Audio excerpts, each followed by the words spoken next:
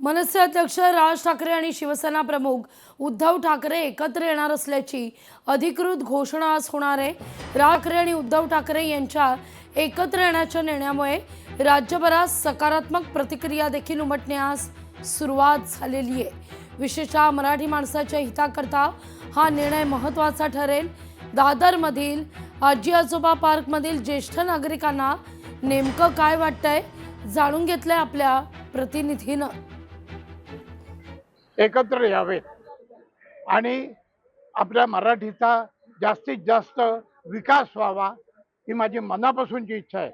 कारण मराठी माणूस असा दुसरीकडे पांगला गेलेला आहे ना, तो एकत्र करण्याचं सामर्थ्य त्या दोघांमध्ये आहे आणि ते निश्चित करतील याची मला खात्री आहे। काका, हे आता महापालिकेची निवडणूक आहे, काय नक्की फायदा होणार आहे?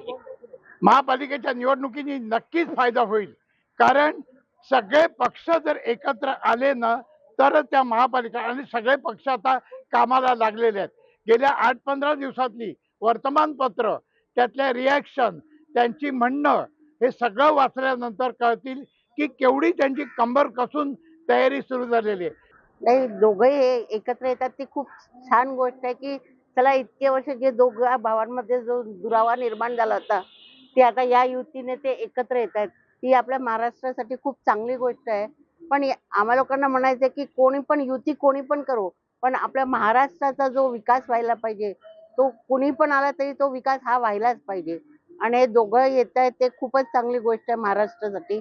कारण नाही म्हटलं तरी ते ठाकरे घराण्यातले आहे आणि ठाकरे घराण्याने नेहमी महाराष्ट्राबद्दल आणि मराठी माणसांबद्दल त्या लोकांनी खूप काही केलंय आणि पुढे पण या दोघाही भावांनी तसंच पुढे ठाकरे साहेबांचं नाव पुढे न्यावं हीच आमची इच्छा आहे। लोकशाही मराठी ऐका, पहा, जागरूक रहा।